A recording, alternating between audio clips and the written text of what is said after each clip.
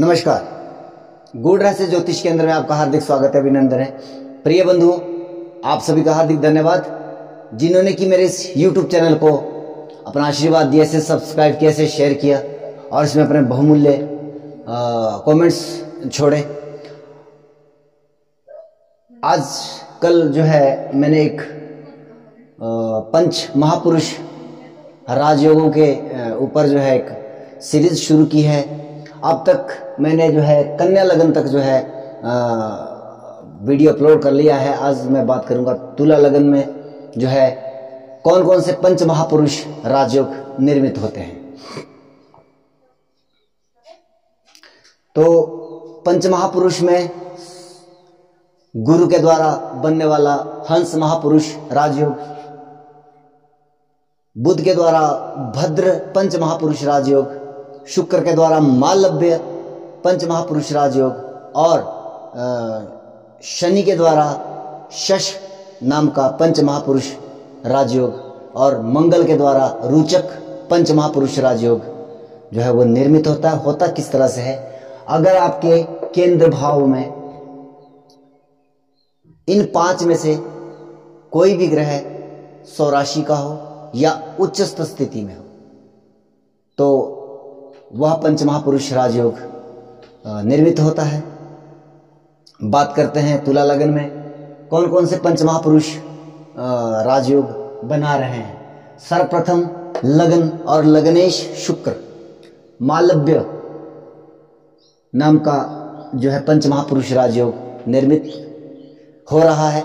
अगर आपके लगन में ही शुक्र देव विराजित हैं, निश्चित तौर पर यह एक पंच महापुरुष राजयोग में से एक राजयोग है जो कि अत्यंत श्रेष्ठकर है इस कुंडली के लिए, खास करके क्योंकि वह लगनेश है, अपनी मूल त्रिकोण राशि में लगन में बैठा है। और शुक्र जो है वो लग्जरियत का कारक है, आपके वाहन का कारक है, मकान का कारक है, प्रॉपर्टी का कारक है और जो है कहीं ना कहीं लक्ष्मी के साथ शुक्र को जोड़ा जाता है तो धन का कारक भी शुक्र है। और सौंदर्य का, गीत संगीत आदि जो चीजें हैं या जिसको सिने जगत से भी हम जोड़कर देखते हैं, एक्टिंग आदि का जो वो सब चीजें जो है वो शुक्र के साथ कनेक्ट की जाती है। यानी कि इस कलयुग में सबसे अधिक अगर किसी का राज है तो वह शुक्र महाराज जी का है। तो ऐसे में इन सभी चीज़ों का जो है वो वृद्धि करता हुआ ये योग आपकी कुंडली में निर्मित हो रहा है। यदि शुक्र आपका लगन में विराजित है, निश्चित तौर पर इसकी दशाएं अंतर्दशाएं जब घटित होगी तो यह सब चीज़ें जो है व्यक्ति के जीवन में बहुत बड़ा महत्व रखेगी और इन्हीं सब विषय वस्तुओं के माध्यम से व्यक्ति को लाभ प्राप्त होगा। दूसरा शश, शनि के द्वारा बनने वाला, क्योंकि शनि जो है तुला राशि में उच्च के हो जाते हैं, यह भी बहुत महत्वपूर्ण राजयोग निर्मित हो रहा है। सबसे पहली बात, तुला लगन के लिए योग कारक है, एक त्रिकोण, एक केंद्र के स्वामित्व लिए शनि सर्वाधिक योग कारक ग्रह है इस कुंडली के लिए। निश्चित तौर पर जब वह लगन में बैठेंगे, निश्चित तौर पर यह शश नाम का पंच महापुरुष राजयोग निर्मित करेंगे। और शनि जो है वो कर्म का कारक है, ऑल ओवर कर्म। ऐसा व्यक्ति जो है कर्मठ होगा, मेहनत ईमानदारी से अपने कार्य क्षेत्र में धन अर्जित करेगा और निश्चित तौर पर ऐसे व्यक्तियों के जीवन में जो है जितनी मेहनत अधिक करेगा, ईमानदारी से करेगा, उसे उससे कई गुना लाभ उसे प्राप्त होगा। आपने कई बार सुना होगा कि हम मेहनत तो 100 रुपये की करते हैं लेकिन हमें प्राप्त जो है 10 रुपये या 50 रुपये ही होते हैं। लेकिन जब ये शश नाम का पंच महापुरुष राजयोग तुला लगन की कुंडली में निर्मित होगा तो ऐसे व्यक्तियों को जो है अपनी मेहनत परिश्रम के दम पर जो है वह लाभ प्राप्ति करवाएगा। दूसरे में यहाँ पर शश चतुर्थ भाव में भी शश नाम का पंच महापुरुष राजयोग निर्मित हो रहा है। चौथे भाव में है, अपने स्वराशि का है लेकिन यहाँ पर इसकी साधारण राशि भी है, परंतु यहाँ पर भी इन्हीं सब चीज़ों का लाभ प्राप्त होगा। परंतु जितना लाभ जो है लग्नस्थ शनि का यहाँ पे बनता दिखाई दे रहा था, उससे कुछ थोड़ा सा हट करके कम है, क्योंकि शनि जिस भाव में बैठता है उस भाव से संबंधित जिम्मेवारी जीवन भर इंसान को निभानी पड़ती है। और ये भाव हमारा परिवार का भाव है, सुख भाव है निश्चित तौर पर, लेकिन परिवार का भाव है चौथा शनि। हमेशा ऐसे व्यक्ति जो है जीवन भर वो परिवार कुटुंब के भरण पोषण में ही अपने धन को व्यय करते हैं, और उन्हीं के प्रति इनका जो है ज़्यादा अधिक जो है वो जिम्मेवारी निभानी पड़ती है। शनि इस तरह की कंडीशन आपके जीवन में निर्मित करता है। और चतुर्थ भाव में जो है ये ऐसा व्यक्ति जो है, क्योंकि ये जो है चौथा भाव हमारा भूमि भवन मकान आदि का है, तो इन सब चीज़ों में भी उन्नति देगा। खास करके ऐसा व्यक्ति जैसे कि आर्किटेक्ट वाला जो सब्जेक्ट है या वास्तु से संबंधित जो विषय है, क्योंकि शनि वास्तु का कारक भी है, तो चौथा भाव उसी चीज़ को इंडिकेट भी करता है, उसी चीज़ का कारक भी है। तो यहाँ पर ऐसा व्यक्ति जो है इन चीज़ों में बहुत अच्छा वर्क और बहुत अच्छा काम जीवन में कर सकता है। जब इसकी दशा अंतर्दशा आएगी तो इसमें अधिक लाभ प्राप्ति होगी। दूसरा, यहाँ पर मंगल जो है उच्च का हो जाता है, लेकिन ये रोचक नाम का पंच महापुरुष राजयोग निर्मित तो हो रहा है, लाभ भी देगा, परंतु यहाँ कंडीशन बन जाती है। सबसे पहली कंडीशन क्या है कि चतुर्थ भाव में बैठा है, भूमि से लाभ प्राप्त होगा। ऐसा व्यक्ति अनंत भूमि का स्वामी रहेगा, इसमें कोई संदेह नहीं है। उसके पास बहुत सारी भूमि होगी। ये राजयोग इस तरह का परिणाम अवश्य देगा। चतुर्थ भाव में बैठा है तो इस लगन के लिए यह मारक परिस्थितियां निर्मित करता है, और मारक ग्रह का बलवत होना अपने आप में एक अरिष्ट कारक स्थितियां निर्मित करता है। जब भी इसकी दशा अंतर्दशाएं आएगी, भूमि का लाभ के साथ साथ इस व्यक्ति को मृत्यु तुल्य कष्ट आदि की भी संभावनाएं बनेगी। दूसरी बात कि यह चतुर्थ भाव का मंगल है, हमें यह भी नहीं भूलना चाहिए, राजयोग अपनी जगह वो काम करता है, लेकिन नकारात्मक परिणाम उसके क्या रह सकते हैं। इसकी चौथी दृष्टि आपके सप्तम भाव पर, यानी कि आपके जीवन साथी के भाव पर पड़ रही है। और मैंने जैसे कि मंगल की चौथी दृष्टि के बारे में बतलाया है, पहले मेरा वीडियो पड़ चुका है, मंगल की चौथी और आठवीं दृष्टि। हालांकि आठवीं दृष्टि इनकी लाभ भाव पर पड़ रही है, तो लाभ का भी अचानक, क्योंकि आठवीं दृष्टि जो है अचानकता का परिणाम देती है, अचानक ही कभी लाभ प्राप्त हो रहा है, कभी अचानक जो है वो हानि हो रही है। तो इस तरह की चतुर्थ भाव में मंगल बैठ करके परिस्थितियां निर्मित करता है। लेकिन सप्तम भाव में विशेष तरह का नुकसानदायक क्या परिस्थिति रहती है, क्योंकि चौथी दृष्टि जो है वह जिस भाव पे पड़ती है उस भाव से संबंधित विषयों पर जातक जो है वो अनकंफर्टेबल, या उसको कह सकते हैं कि इनसिक्योर महसूस करता है, उसके प्रति वो डरा डरा सा रहता है, और उसी कारण वह उस भाव से संबंधित वस्तुओं के लिए प्रोटेक्शन का काम करता है। निश्चित तौर पर चौथी दृष्टि सप्तम भाव पर पड़ रही है, आपके जीवन साथी को प्रोटेक्ट करने का काम आप करोगे।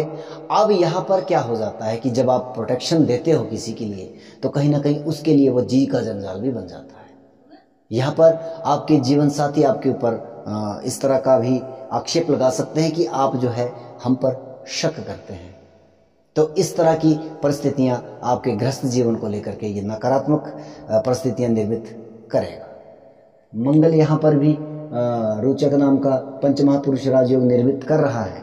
निश्चित तौर पर यहाँ पर ये मार्क भाव का भावेश बैठा है, दो मार्क भाव का मार्केश, और वह भी स्वराशिगत। यहाँ पर परिस्थितियां ज्यादा नकारात्मक है बनस्पत चतुर्थ भाव में। यहाँ पर जब भी इसकी दशा अंतर्दशा आएगी, निश्चित तौर पर मृत्यु तुल्य कष्ट अवश्य देकर के जाएगी। और मैं ये नहीं कहता कि मृत्यु तुल्य से अधिक वाली बात भी हो सकती है, क्योंकि अगर वो आदमी की आपका लग्नेश कमज़ोर है, इसमें जैसे लग्नेश शुक्र बनता है, वो शुक्र कमज़ोर परिस्थितियों में है, चंद्रमा आपका वीक पड़ा हुआ है, कमज़ोर पड़ा हुआ है, कृष्ण पक्ष के आसपास का आपका जन्म हुआ है, या नीच का हो गया, वृश्चिक का हो गया, तो इस तरह की अगर परिस्थितियाँ आपकी कुंडली में है और तब ये मंगल यहाँ पर बैठा है, तो निश्चित तौर पर इसकी दशाएं, अंतर्दशाएं मारक परिस्थितियाँ निर्मित करेगी। हाँ, भूमि भवन, भूमि से लाभ यहाँ पर भी ये देगा, या आप ये भी कह सकते हैं क्योंकि ये व्यापार का भाव है, तो भूमि संबंधी व्यापार भी आप करते हैं, उसमें आपको लाभ प्राप्त होगा।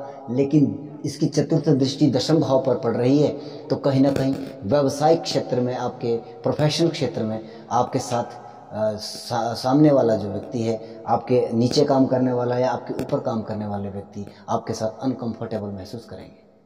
क्यों? क्योंकि आप जो है उनके लिए एक प्रोटेक्शन का काम करते हैं, लेकिन ये प्रोटेक्शन कई बार सामने वाला उस चीज़ को नेगेटिव समझ लेता है कि ये मुझ पर नज़र क्यों बनाए हुए हैं, क्या कारण है। अगर आप अपने कर्मचारियों पर या अपने से ऊपर लेवल के लोगों के ऊपर लगातार नज़र बना रखे हैं, तो कहीं ना कहीं उनकी आज़ादी के साथ आप छेड़छाड़ कर रहे हो। निश्चित तौर पर यहाँ पर पार्टनरशिप से बचना चाहिए। पार्टनरशिप में आपको किसी व्यवसाय में नहीं उतरना चाहिए। मैंने सप्तम भाव के मंगल का ये परिणाम देखा है कि पार्टनरशिप आपको नहीं करनी चाहिए, और व्यवसायिक क्षेत्र में भी आपको आपके पास कर्मचारी जो है वो टिकने की थोड़ी समस्या रहती है। अच्छा, मंगल जब रोचक पंचमहापुरुष राजयोग बनाता है, केवल भूमि से नहीं बल्कि सेना, पुलिस आदि के प्रोफेशन से भी आप जुड़े हो सकते हैं, और वहाँ पर भी आप बहुत बड़ी सफलता अर्जित कर सकते हैं, और ज़्यादा बेहतर आपके लिए वही ऑप्शन है।